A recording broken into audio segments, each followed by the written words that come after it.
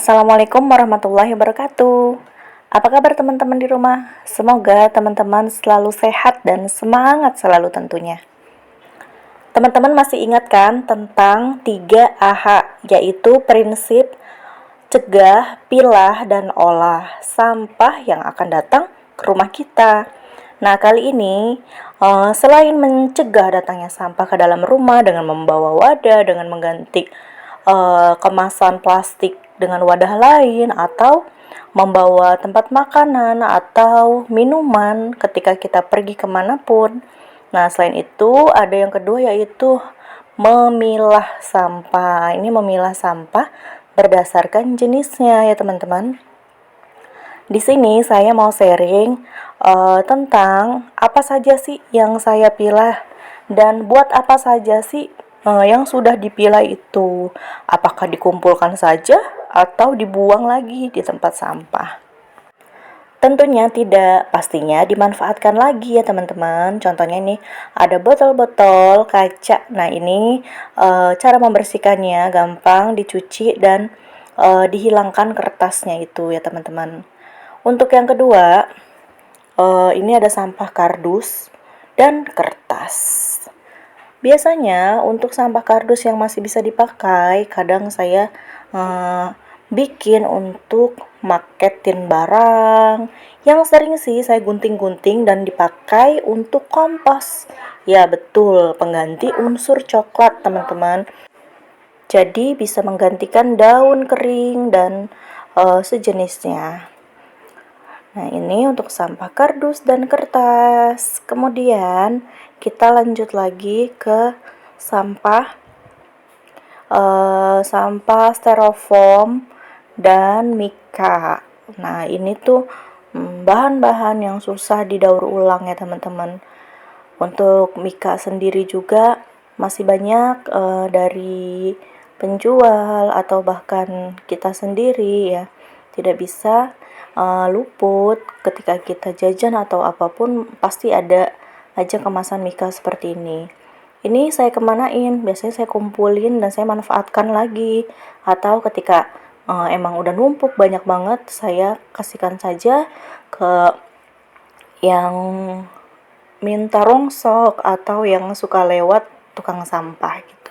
Untuk styrofoam tidak bisa didaur ulang oleh alam ya teman-teman. Jadi lebih baik kita gunakan wadah lain jika terpaksa atau jika sudah terlanjur ya sudah. Untuk sampah selanjutnya yaitu sampah plastik kemasan, misal bekas cemilan, bekas apapun kayak sasetan, bekas lakban ya teman-teman. Nah, untuk yang perintilan-perintilan kecil-kecil saya masukin ke sini. Saya masukkan ke wadah kedap udara kayak gini biar nggak disemutin ya teman-teman. Jadi ini tuh buat apa? Saya biasanya untuk bikin eco brick, nanti digunting-gunting. Harusnya untuk bikin eco brick itu dicuci bersih. Tapi karena saya males dan aduh banyak lagi pekerjaan lainnya teman-teman. Jadi saya simpan aja, kemudian digunting-gunting langsung dan masukin botol. Nah, untuk yang sudah gunting-gunting tadi simpan di kardus yang lebih besar ya. Yang tadi kan ada tulisannya kardus yang buat potongan eco brick tadi. Jadi kalau ini kan kemasan-kemasan yang belum potong-potong atau yang belum digunting gitu teman-teman. Nah, sekarang ada sampah elektronik B3 dan sampah medis. Tapi di sini saya baru ada kayak sampah elektronik, ada kayak lampu bekas, kemudian batu baterai, kabel-kabel. Nah, ini mau dikemanain? Biasanya ini tuh saya kasihkan juga ke yang ngambil sampah gitu, siapapun yang lewat, kalau misalkan bisa dimanfaatkan dan di sana bisa didaur ulang ya. Sebenarnya ada tersendiri penyaluran barang-barang khusus sampah-sampah yang kita pilah ya, banyak sekali teman-teman bisa cari di internet tuh banyak ya. Tapi saya manfaatkan untuk orang-orang yang di sekitar dulu ya. Kemudian di sini ada sampah minuman kemasan, kardus atau tetra pak ya. karena anak-anak saya kan seneng susu kotak gitu, makanya sampahnya nggak saya buang juga, saya kumpulin di sini. Paling nanti saya pisahkan antara sedotannya sebelum dikasih ke tukang sampah atau ke yang lewat pemulung gitu ya teman-teman. Nah kalau lagi nggak males saya tuh sampai dilepas-lepasin ini apa pinggiran-pinggiran kardusnya gitu. Tapi kalau lagi malesnya datang ya udahlah tinggal masukin gitu. Nah ini tuh laku teman-teman, katanya sekilonya harganya 1.000 katanya. Lumayan ya kalau banyak kan gitu. Kadang biasanya kalau udah penuh baru saya kasih. Nah ini tuh yang tadi sampah kemasan tadi tuh sisanya saya masukin sini yang udah digunting-gunting, nanti tinggal masukin ke botol-botol aqua yang udah bersih gitu teman-teman.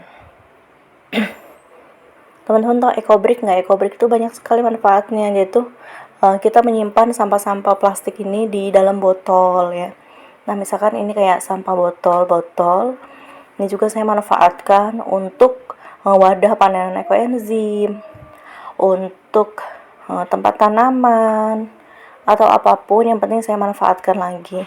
Kalaupun ada yang rusak, ada yang penyok, biasanya saya pisahkan dan itu untuk dikasih ke tukang sampah. Biasa alternatifnya itu ya. Nah ini kalau misalkan untuk wadah panenan ekoenzim, saya lepasin dulu nih plastik-plastiknya, dan plastiknya ini nanti buat EcoBrick, kemudian saya cuci bersih. Banyak sekali pertanyaan ketika saya meng-share gambar-gambar tentang ini.